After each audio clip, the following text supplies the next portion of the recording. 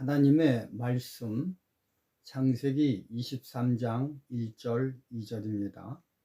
사라가 127세를 살았으니 이것이 곧 사라의 향년이라. 사라가 가나안 땅 헤브론 곧 기럇 아르바에서 죽음에. 오늘 설교 제목은 구속사의 의미인 죽음입니다.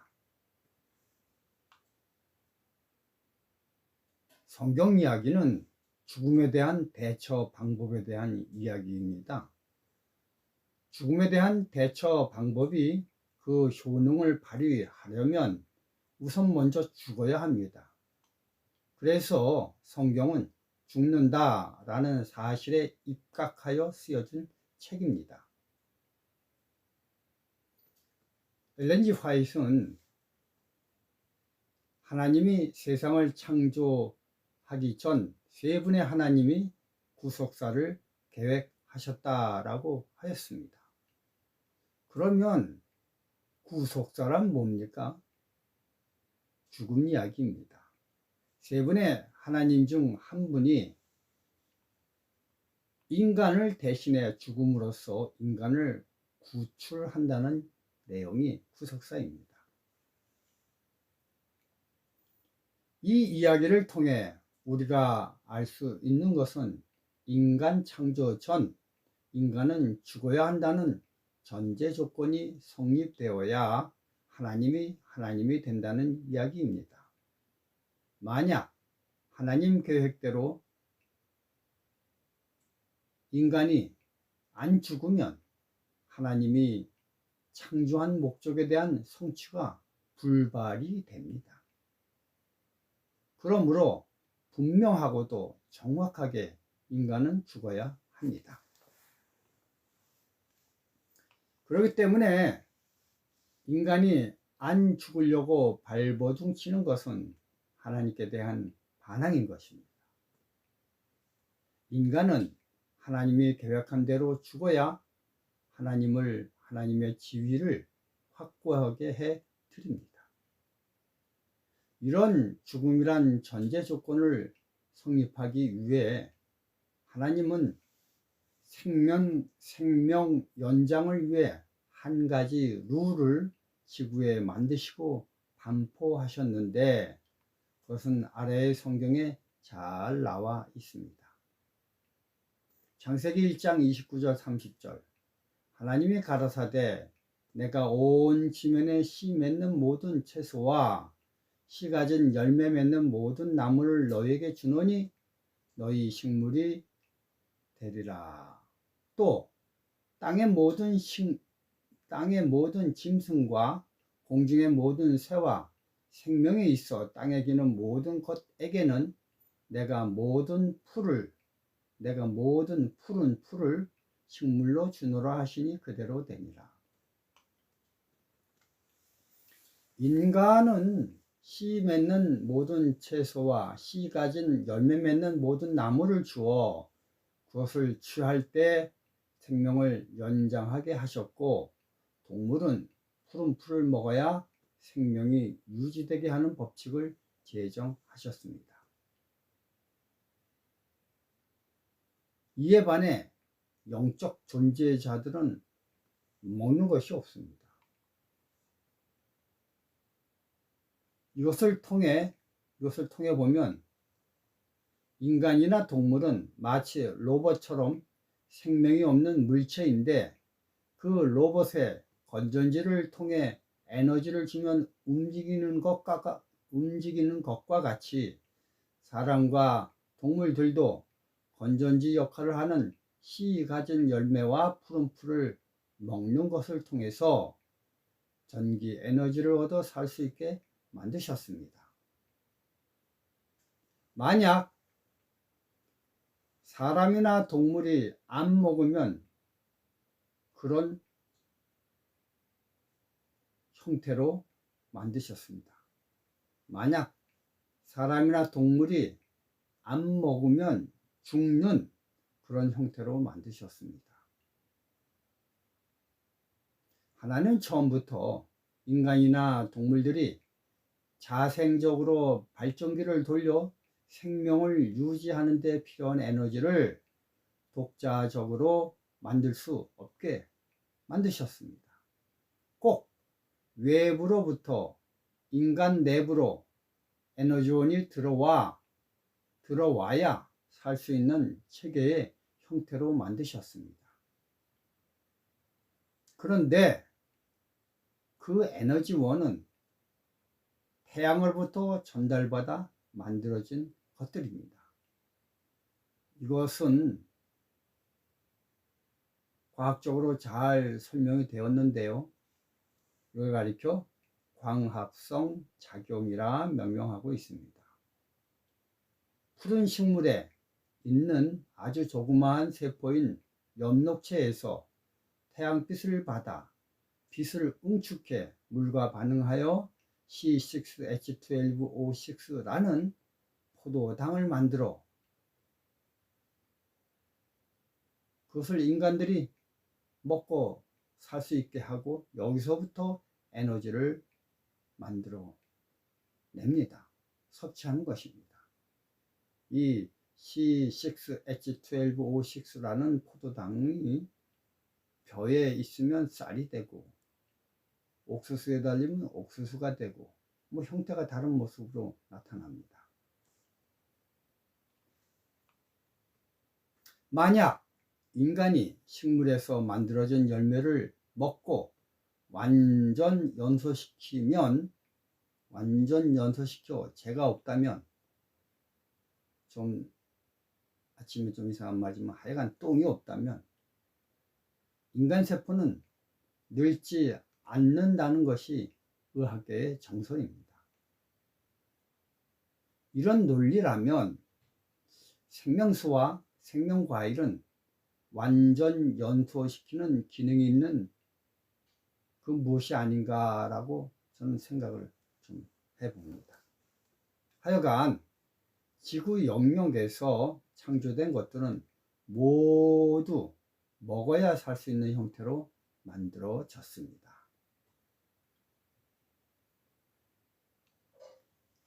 요한복음 4장 31절 33절 그 사이에 제자들이 청하여 가로되 라삐어 잡수소서 가라사대 내게는 너희가 알지 못하는 먹을 양식이 있느니라.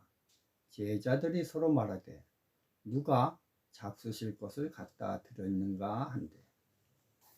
요한복음 6장 26절 27절입니다. 예수께서 대답하여 가라사대 내가 진실로 진실로 너희에게 이르노니 너희가 나를 찾는 것은 표적을 본 까닭이 아니요 떡을 먹고 배부른 까닭이로다. 썩는 양식을 위하여 일하지 말고 영생하도록 있는 양식을 위하여 하라. 여러분, 우리는 이 두 성경절을 통해 먹는 음식의 종류가 두 가지가 있게 됨을 알게 됩니다. 하나는 태양을 통해 만들어진 우리가 일반적으로 먹는 물질적 양식이고, 또 하나는 태양과 관계없이 만들어진 하늘 영적 양식입니다. 이것의 존재를 확실히 알려주기 위해 하나님은 천지 창조를 할 때 6번의 창조 기회 가운데 2번을 할애하여 두 가지의 전혀 다른 빛을 창조하셨습니다. 그건 우리가 다 알듯이 첫째 날 빛과 넷째 날 태양빛입니다. 빛을 창조하는 데만 이틀을 허비하셨던 것입니다. 그것은 그만큼 구속사에 있어서 빛이 대단히 중요하기 때문입니다. 어떤 빛의 양식을 먹느냐에 따라 인간의 존재 양태가 좌우되기 때문입니다. 이것이 바로 요한복음 4장과 6장에 먹는 음식과 영적 음식의 배경인 것입니다. 그리고 하나님은 에덴 동산에 선악과를 있게 하셨습니다. 선악과는 죽음에 이르게 하는 먹는 것입니다. 에덴 동산의 모든 것들은 사람을 살리게 하는 역할을 하는데 반해 선악과는 죽게 만드는 역할을 하는 유일한 나무입니다. 창세기 2장 16, 17절 여호와 하나님이 그 사람에게 명하여 가라사대 동산 각종 나무의 실과는 내가 임으로 먹되 선악을 알게 하는 나무의 실과는 먹지 말라. 내가 먹는 날에는 정녕 죽으리라. 제가 처음 이 설교를 하기 전 하나님 처음부터 구속사를 계획하셨다라고 하였습니다. 그렇다면 그 구속사를 구속사답게 만들게 하는 것은 생명과일이 아니고 선악과입니다. 선악과가 하나님을 하나님답게 표현하고 있습니다. 물론 부조와 선지자를 보면 아담과 여자가 계속해서 하나님을 순종하였다면 에덴 동산에 죽음이 들어오지 않았을 것이라고 언급을 하고 있습니다. 그러나 그것은 언급이고 실제로는 선악과를 조작케 한 것은 죽음이 들어오게 하시기 위함이었습니다. 생각해 보시기 바랍니다. 아담에게 에덴 동산을 지키라고 하셨지만 에덴 동산을 지키는 아담은 힘으로는 게임도 안 되게 힘센 영적 존재인 사단과의 싸움에서 어떻게 이길 수가 있겠습니까? 이것은 질 것이 뻔한 싸움입니다. 그럼에도 불구하고 왜 하나님은 이런 체급이 완전 다른 싸움을 하게 하셨을까요? 싸움은 힘이 센 사람이 힘 약한 사람과 싸워 이긴다면 그 싸움은 문제거리도 안 됩니다. 당연한 것이니까요. 문제거리가 되려면 약한 사람이 강한 사람을 이겨야 비로소 주변에 뉴스다운 뉴스가 되는 것입니다.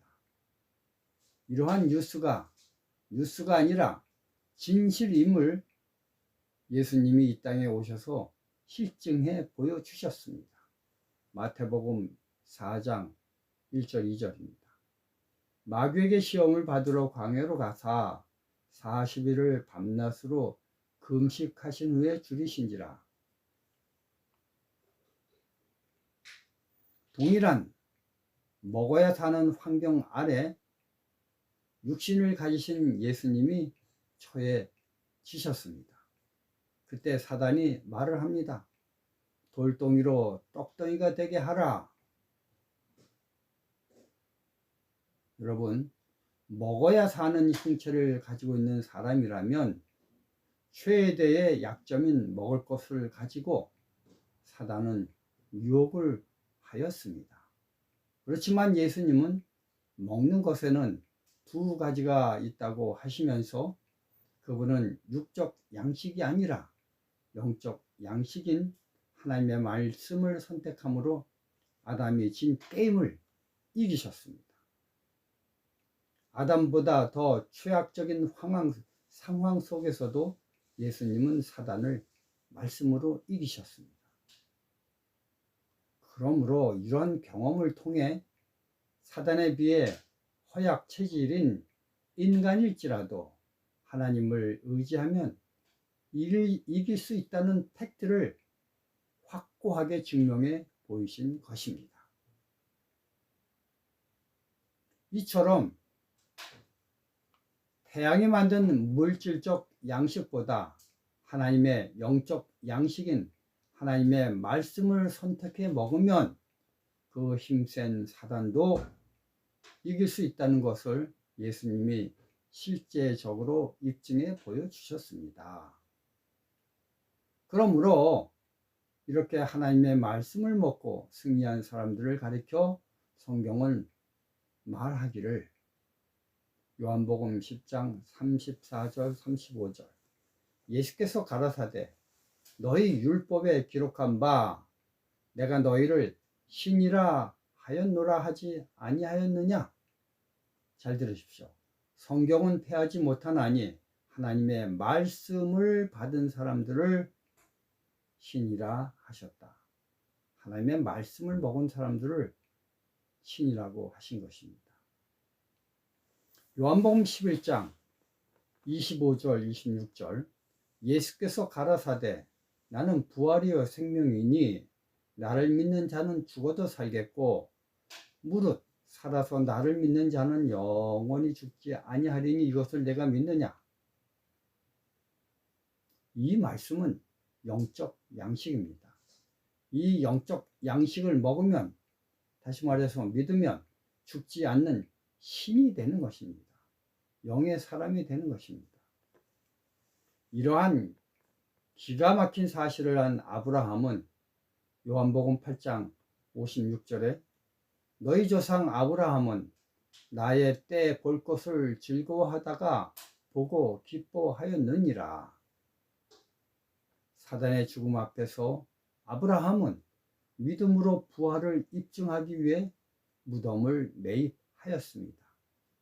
교성학적으로 무덤을 판 에브론은 무덤이 없으므로, 즉 죽음이 없으므로 부활이 없지만 무덤을 산 사라는 부활을 소망으로 받게 됩니다. 요즘 하나님의 남은 무리를 제외한 대부분의 사람들은 태양이 만든 물질적인 먹는 것에 온통 신경을 써 죽음에 대해 무감각해진 것을 보게 됩니다.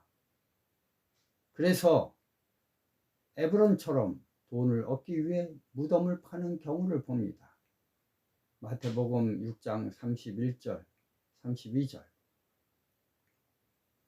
그러므로 염려하여 이르기를 무엇을 먹을까, 무엇을 마실까, 무엇을 입을까 하지 말라. 이는 다 이방인들이 구하는 것이라. 그런데요, 이 마지막 절에는 하나님의 남은 무리들의 생각을 적어놓고 있습니다. 너희 천부께서 이 모든 것이 너희에게 있어야 할 줄을 아시느니라. 천부께서 우리에게 있어야 할 줄을 아는 것을, 믿는 것을 우리는 신앙이라고 하는 것입니다. 하나님의 말씀을 믿는 자들, 이게 남은 무리의 특징입니다. 저와 여러분들이 영의 양식을 먹는 백성이 되므로 죽음 저 너머를 깨닫는 영의 사람이 되길 바라면서 말씀을 마치겠습니다. 감사합니다.